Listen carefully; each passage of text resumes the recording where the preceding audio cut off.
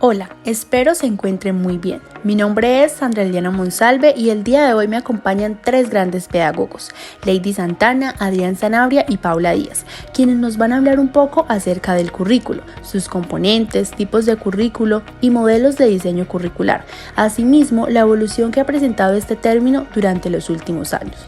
Bueno, para entrar en contexto vamos a definir qué es el currículo.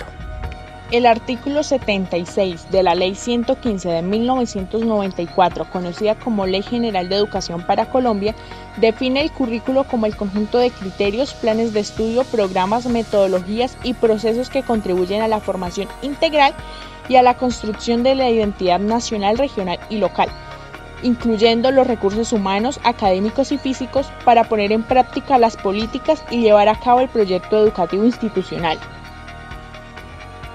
Por otra parte, el proyecto educativo del Programa de Contaduría Pública, Facultad de Ciencias Económicas, Administrativas y Contables de la Universidad Libre sede Bogotá se encontró como conceptualización del currículo lo siguiente.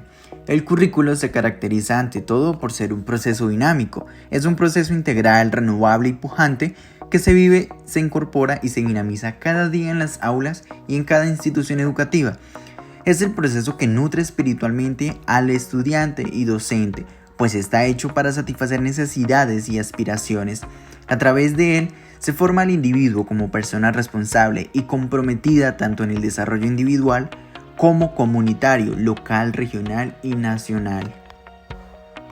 Ya nuestros pedagogos nos hablaron un poco acerca del término currículo. Ahora hablaremos de los componentes que hacen parte de este. Según el Ministerio de Educación Nacional, hacen parte del currículo los siguientes componentes: las competencias, capacidades complejas que integran aptitudes intelectuales y procedimentales y permiten una actuación eficiente en la vida diaria y en el trabajo. Los contenidos, bienes culturales sistematizados que han sido seleccionados como insumo para la educación de un grupo humano concreto.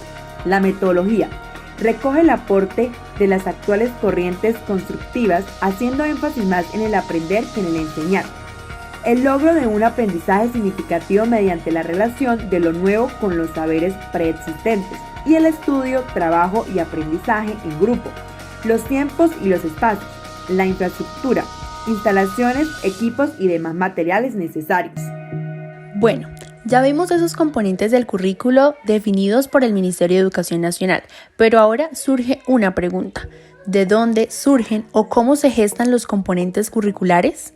El currículo tiene unos fundamentos o soportes que se conocen como fuentes del currículo, siendo entre otras las siguientes: fuente filosófica, la cual sustenta y justifica los fines de la educación. Fuente psicológica, hace referencia a la variedad de aspectos que intervienen en los aprendizajes de los educandos. Fuente sociológica, su finalidad es socializar a los individuos.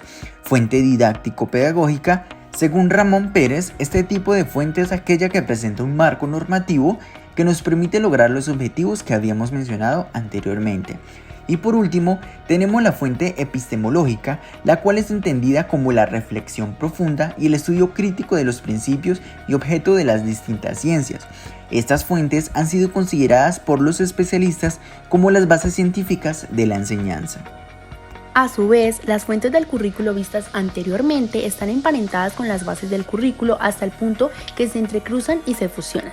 Las bases son de tipo antropológico, social, cultural, ético y científico. Las bases de tipo antropológico tienen en cuenta el tipo de persona que se desea formar, siendo inherentes a esas bases las apreciaciones biológicas, culturales y filosóficas. Las bases de tipo social tienen necesariamente en cuenta el tipo específico de sociedad en el que están inmersos la institución educativa, así como los distintos sujetos que hacen parte de ella. Las bases de tipo cultural tienen en cuenta la importancia y determinación de diversidad de elementos como las creencias, las costumbres, los valores sociales, las tradiciones, entre otros. Las bases de tipo científico se refieren a que la práctica investigativa debe ser el eje de todo proceso de diseño curricular, una investigación que permita construir el sentido del currículo, hacerlo coherente con la realidad. Y por último, las bases de tipo ético, tan importantes y fundamentales como las anteriormente mencionadas, hacen referencia a que las acciones del proceso de diseño y construcción curricular presuponen unos límites éticos marcados por la libertad de las personas, quienes deben pensar siempre en el logro de un modelo educativo que conduzca al perfeccionamiento y humanización de los sujetos a quienes va dirigido.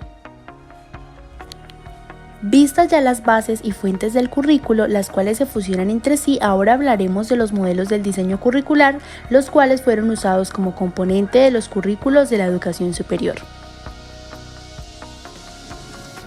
Los modelos curriculares tenidos en cuenta fueron el modelo deliberativo y el modelo crítico.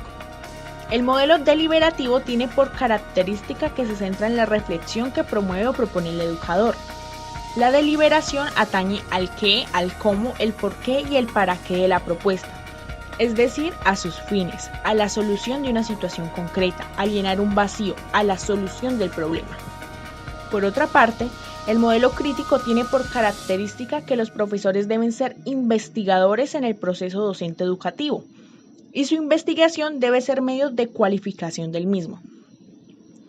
El currículo es una construcción consensuada y consciente entre educadores y educandos, teniendo en cuenta que deben saber pensar y ser cada uno de los estudiantes. Ya aclarados los dos modelos de diseño curricular, me surge la duda de si estos modelos son aplicables a un solo tipo de currículo o existen más. Existen varios tipos de currículos entre los que encontramos el currículo del futuro, currículo para la vida, currículo para el cambio, los cuales apuntan a una dimensión, es decir, a un campo o área de desarrollo de los sujetos en torno a los cuales se pensó el currículo. Estas dimensiones son la dimensión afectiva, que busca el desarrollo de la identidad personal y social, la autoestima y la autovalía. La dimensión intelectual o cognitiva, que orienta los procesos de conocimientos y aprehensión de la realidad. La dimensión ético-valórica, que permite formular juicios éticos acerca de la realidad, situándose en ella como sujeto social moral. La dimensión de convivencia social, que sitúa a la persona como ciudadano y con compromiso frente a su entorno social. Ya sabemos un poco más acerca del currículo, el cual fue definido por Franklin Bobbitt en el año 1918, quien propuso el desarrollo del currículo de acuerdo a las necesidades sociales y no de acuerdo a las necesidades académicas. Después de esta propuesta, el término currículo ha ido evolucionando a lo largo del tiempo. A continuación vamos a nombrar algunos de los autores que han ido aportando y modificando este término. En 1935, Caldwell y Campbell definen el currículo como un conjunto de experiencias que los alumnos llevan a cabo desde la orientación de la escuela. Después encontramos a Ralph Tyler en 1949, quien define el currículo como todas las experiencias de aprendices planeadas y dirigidas por la escuela para alcanzar aquellas metas educacionales. Después tenemos a Hilda Taba en 1962, quien propuso que para la elaboración del currículo es necesario basarse en la sociedad, la cultura, el aprendizaje y el contenido, vinculando así la teoría con la práctica. En 1975 teníamos a Stenhouse, quien fue pionero en promover un papel más activo de los docentes en la investigación educativa y curricular del desarrollo. Asimismo, define el currículo como aquello que capacita para probar ideas en la práctica, así el profesor se convierte en un investigador de su propia experiencia de enseñanza.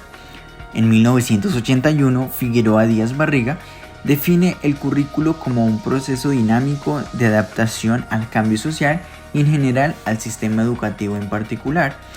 En el 2000, Fátima Dean define que el currículo es un proyecto educativo integral que expresa las relaciones de interdependencia en un contexto histórico-social. Hemos visto que el currículo trasciende del modelo asignaturista clásico para pasar a efectuar una labor pedagógica formadora de individuos verdaderamente éticos, sensibilizados y conscientes. Este término va a seguir avanzando a través del tiempo, adecuándose a las necesidades, el contexto y la realidad en la que se vive.